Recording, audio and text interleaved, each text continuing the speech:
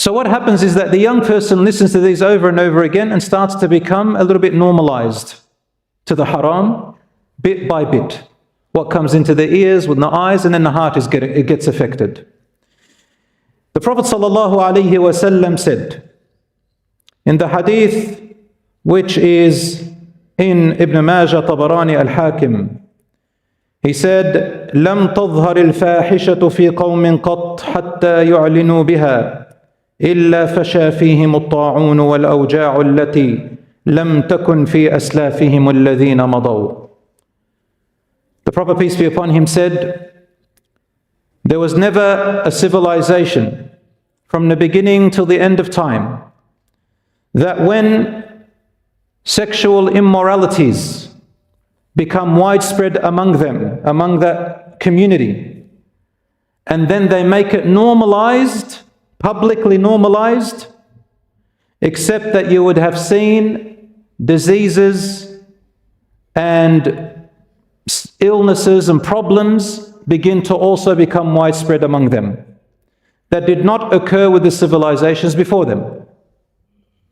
Many of a time in history this has happened, when there is promiscuity, sexual immorality, and it becomes, this is the key here, normalized. Recently, in the 80s, for some of you, 80s seems like the dinosaur age. Now I'm afraid to say when I was born, but you know, the dinosaur age, the 80s, really not far long ago, mashallah, 1980s, we had an epidemic called AIDS and HIV. Now we don't know exactly what caused it, but among the things which studies have shown that it exacerbates it and spreads it is multiple partners, you know, lots of sex upon sex here and there and there and there and everywhere. So much so that it's so normalized that it can almost become a nursery rhyme, here and there and everywhere. Hanky-panky's everywhere, what's wrong with it? Until, you know, science came in, and medical science, and they started to contain it. When they contained it, people said, we've contained it, let's continue. And still till today, we have, you know, STIs and STDs still as a result. But they say, don't worry, you can take measures. Look, ya Habib, subhanallah, before every time humankind suffered,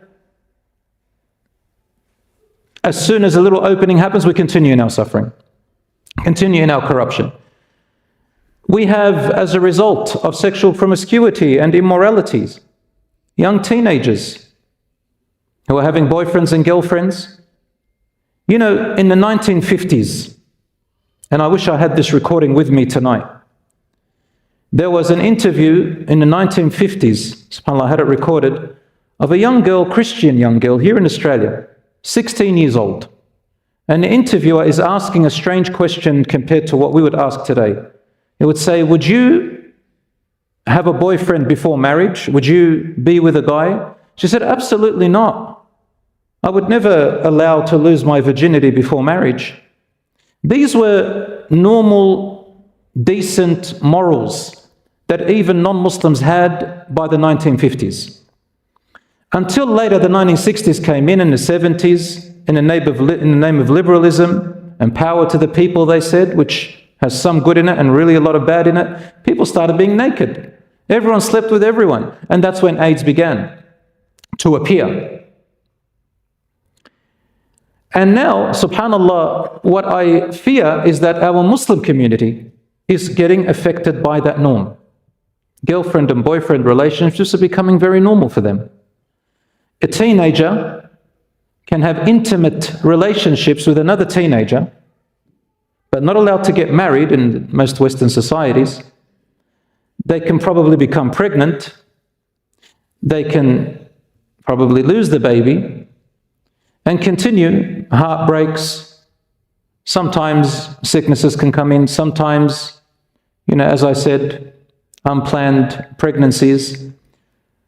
And subhanAllah, it's not just about STDs and STIs. It's also about the heartbreak, the reputation, the deep psychological and mental problems that they go through. There was a story